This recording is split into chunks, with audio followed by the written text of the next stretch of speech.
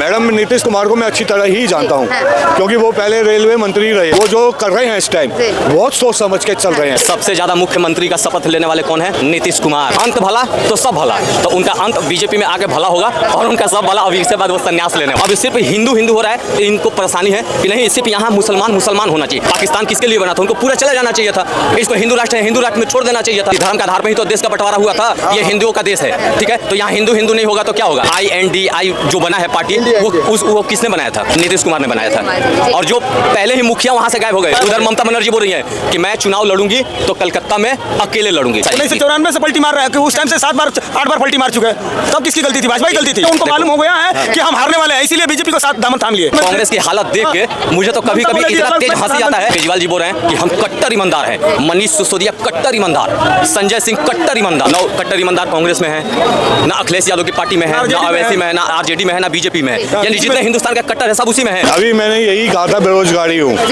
और मेरे पास कोई काम नहीं है। और जिस बंदों से मैं बात करता हूँ काम धंधे की, कोई काम देकर राजी नहीं है। तो मैं तो यही कहूँगा मीडिया से भी, और पहले भी कहा था और आज फिर कहूँगा कि गरीबों को रोजगार दें, जिनके से घर पान खर्चा निकले और आने वाले टाइम में तुम्हारा भी नाम होए। ये धर्म कर्म में मैडम कुछ नहीं रखा है। क्यों? जब भूखा पेट होगा, गरीब पेट होगा तो कपड़े नहीं होंगे, वस्त्र नहीं होंगे, अन्न नहीं होगा तो गरीबी तो अपने आप बढ़ेगी। और फिर बाद में कहेंगे कि हमारे को पास ये चीज़ें तो आई नहीं, तो हम ये हल कैसे निकालते।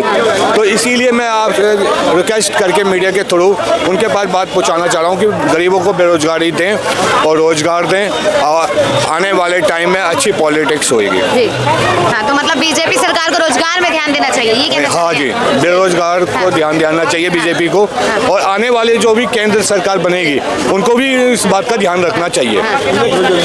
बीजेपी सरकार बनेगी या कोई और सरकार देख रहे हैं या परिवर्तन चाह रहे हैं? मैडम अगर वो नहीं कर पाएंगे तो फिर तो यही सोचा जाएगा कि कांग्रेस को आगे लाया जाए जैसे तैसे। क्यों? कांग्रेस जब से शुरू से PM इंदिरा गांधी रही हैं, राजीव गांधी रहे हैं, तो उनके काम में तो देखो काल में तो अच्छा ही काम निकला ही है। और जब से ये आए हैं गरीबों के बेरोजगार छीने हैं और धर्म के नाम पे इन्होंने लड़ाई के टकराव बनाए हैं। धर्म के नाम पे लड़ाई कराई है बीजेपी सरकार ने। अच्छा, नीतीश जी के बारे में कुछ कहेंगे? जो बिहार के नीतीश जी CM थे, और अभी सुना होगा आपने भी, इन्होंने इंडिया अलायंस की शुरुआत की थी और अब वही जा रहे हैं और उन्हीं ने इस्तीफा दिया है। तो क्या लगता है कुछ फर्क पड़ेगा क्या विपक्ष को? मैडम नीतीश कुमार को मैं अच्छी तरह ही जानता हूँ, क्योंकि वो पहले रेलवे मंत्री रहे हैं। उनके स्वभाव वगैरह सब शुरू से अच्छे रहे हैं, और वो जो कर रहे हैं इस टाइम बहुत सोच समझ के चल रहे हैं। कहाँ पे उनका अंतर आ रहा है, कहाँ नहीं आ रहा है, ये उनके आने वाली पॉलिटिक्स में दिखाई देगा। मैं इससे ज़्यादा मैं कुछ नहीं कहूँगा उनके बारे में। सीट के लिए ऐसा कर रहे हैं या कई और कारण है? हो सकता है मैडम कहीं और भी कारण हो जो हमें ना दिख रहे हो और जो आने वाली पार्टियों को दिख रही हो, और हो सकता है कि वो राजनीति तो देखो मैडम हमें ज़्यादा आती नहीं है। सिर्फ अपनी कुर्सी बचा रहे हैं। वो सिर्फ अपनी कुर्सी बचा रहे हैं।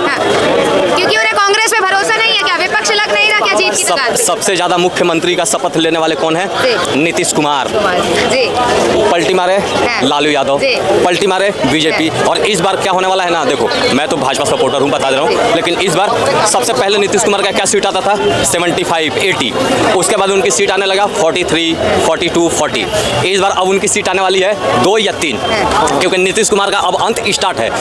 उन्होंने अपने भाषण में बोला था ना, अंत भला तो सब भला, तो उनका अंत बीजेपी में आगे भला होगा और उनका सब भला। अभी इसके बाद वो संन्यास लेने वाले हैं। और जहाँ तक अंकल जी ने बोला कि भाजपा यानी धर्म की राजनीति करती है, ठीक है, एक बात बताओ, कांग्रेस के वक्त सिर्फ मुसलमान मुसलमान होता था, हिंदू तो वैसे अपना सिर्फ काम से मतलब रखते, उस समय सिर्फ मुसलमान मुसलमान होता था, ठीक है। तो उस समय धर्म की राजनीति नहीं थी।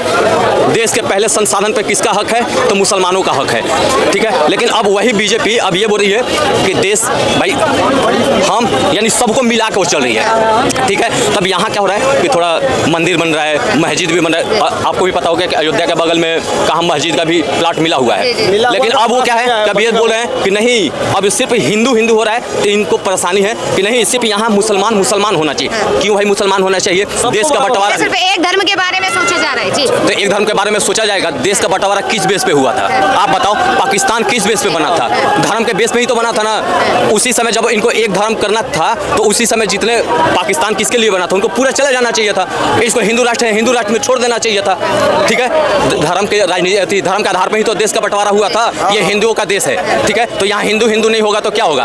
अंग्रेज अंग्रेज होगा, मुसलमान मुसलमान होगा, क्या होगा? यहाँ हिंदुओं की संख्या ज्यादा या मुसलमान की संख्या? हिंदुओं की कहाँ कंट्री? एक भी कंट्री नहीं है। वो भी तो ये इतना, हम लोग 100 करोड़ 120 करोड़ तक है, एक भी हम लोग का कंट्री नहीं है। हाँ, कहाँ है? मुसलमान का 57 कंट्री है। देखिए आप इतिहास उठाकर। अभी तो राम मंदिर बना है, अभी काशी बाकी है, मथुरा बाकी है, सब कुछ बाकी अभी है। देखो अभी चिढ़ने वाले कितने चिढ़ रहे हैं। भारत जोड़ो यात्रा निकला, ठीक है, तो उधर शिवसेना खत्म, ठीक है। भारत न्याय यात्रा निकला तो इधर आरजेडी खत्म। अब देखो आगे भारत न्याय यात्रा के बाद कौन सा यात्रा निकल रहा है? अब धीरे धीरे अब क्या है कि अब एंड सीधे कांग्रेस खत्म, कांग्रेस मुक्त भारत बन धीरे धीरे विपक्ष भी खत्म हो जाएगा। विपक्ष हो जाएगा। विपक्ष INDI जो बना है पार्टी, वो किसने बनाया था? नीतीश कुमार ने बनाया था। और जो पहले ही मुखिया वहां से गायब हो गए। उधर ममता बनर्जी बोल रही है कि मैं चुनाव लड़ूंगी तो कलकत्ता में अकेले लड़ूंगी। उधर भगवत मान बोल रहे हैं कि मैं चुनाव लड़ूंगा तो अकेले पंजाब में मैं अकेले लड़ूंगा। उधर अखिलेश यादव हैं, वो कांग्रेस को 10 सीट देने को तैयार नहीं है, ठीक है। क्या ये अब पहले ही बोलेगा कि हम प्रधानमंत्री, तो हम प्रधानमंत्री, ये लोग देश को क्या चलाएगा? कांग्रेस की हालत देख के ना, कांग्रेस की हालत देख के मुझे तो कभी कभी इतना तेज हंसी आता है कि कांग्रेस कहाँ थी और कहाँ पहुंच गई। देखो कांग्रेस पहले दूसरों को भाई बोलती थी कि तुमको मैं इतना सीट दूंगी, आज ये हालत हो गया कि कांग्रेस को दूसरे बोल रहे हैं कि भाई हम तुमको 5 सीट देंगे। ये हालत पहुंच गई। अगर अभी भी कांग्रेस नहीं समझी ना, ठीक है, तो कांग्रेस का वो जो सीट देने वाले हैं ना, वो डायरेक्ट वो केंद्र सरकार का है ना, माने केंद्र सरकार में ज्यादा पार्टी है, अब वो सिमट के राज्य सरकार तक रह जाएंगे। वो आम आदमी पार्टी से भी नीचे जाने वाले हैं। अभी तो दिल्ली का हुआ नहीं है ना, दिल्ली का देखो, दिल्ली का भी बंटवारा होगा तो इधर केजरीवाल जी है जो है, वो बोलेंगे कि मैं अकेले यहाँ कांग्रेस को नहीं देने वाला। ये दारू बेचने वाले प्राइम मिनिस्टर कब से बन गए? और क्या? हाँ, शिक्षा मंत्री दारू मंत्री भी है, ये कहाँ का है? हाँ, ऐसा होना चाहिए। अच्छा एक बात बताओ, केजरीवाल जी बोल रहे हैं कि हम कट्टर ईमानदार हैं, मनीष सिसोदिया कट्टर ईमानदार, संजय सिंह कट्टर ईमानदार, सब चोर हैं। जितने कट्टर ईमानदार है सारे आम आदमी पार्टी में ही है। ना कट्टर ईमानदार कांग्रेस में है, ना अखिलेश यादव की पार्टी में है, ना अवैसी में है, ना आरजेडी में है, ना बीजेपी में है। यानी जितने हिंदुस्तान का कट्टर है सब उसी में है। और इतने कट्टर हो, तो जब तुमको ईडी 7 बार समन भेज चुकी तो तुम्हारे अंदर इतना कट्टरता भरा है, जाके वहाँ क्यों नहीं जवाब दे रहे हो?